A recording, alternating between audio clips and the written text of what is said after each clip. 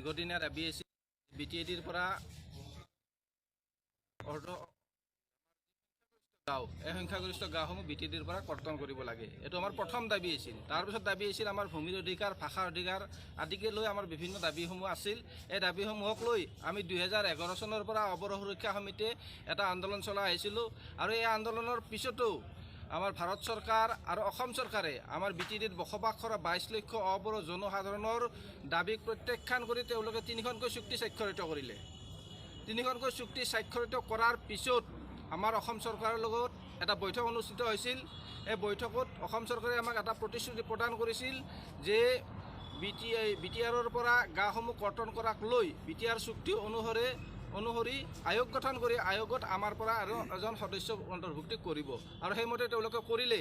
কিন্তু কৰাৰ পাছত আজিলৈকে BTAD চুক্তিৰ পৰা BTADৰ পৰা গাঁওসমূহ কৰ্তন কৰাৰ কাৰণে তেওঁলোকে কোনো ধৰণৰ ব্যৱস্থা গ্ৰহণ কৰা নাই, আমি দেখা নাই আজিলৈকে। কিন্তু আমি শেহতীয়াকৈ এটা কথা জানিব পাৰিছোঁ যে এই যি গাঁও কৰ্তন, এই গাঁও কৰ্তনক লৈ তেওঁলোকে ইতিমধ্যে এখন লিষ্ট প্ৰস্তুত কৰিছে আৰু এই লিষ্টখনত আমাৰ যি কৰ্তন হ'বলগীয়া গাঁও, এই কৰ্তন হ'ব গাঁৱতকৈ তাৰমানে ইয়াৰ অন্তৰ্ভুক্তি হ'বলগীয়া গাঁৱৰ সংখ্যাটো অধিক।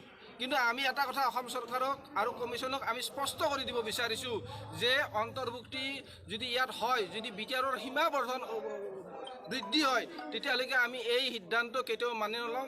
প্ৰয়োজন হ'লে আমি পূৰ্বৰ দৰে আমি ৰাজপথলৈ বসবাস কৰা 22 লক্ষ অবৰো জনসাধাৰণ ৰাজপথলৈ ওলাই আহিব আৰু আমি যি আমাৰ BTADৰ পৰা ওলাই যোৱাৰ কাৰণে যিসমূহ গাঁৱে ইতিমধ্যে আবেদন জনাইছে, এই গাঁওসমূহ যদি কৰ্তন কৰা নহয় তেতিয়ালৈকে আমি পূৰ্বৰ দৰে আমি কৈছোঁ যে পূৰ্বৰ দৰে আমি আন্দোলনৰ কাৰ্যসূচী ঘোষণা কৰিম। প্ৰয়োজনত আমি হ'বলগীয়া 2024 চনৰ নিৰ্বাচনো আমি বৰ্জন কৰিম।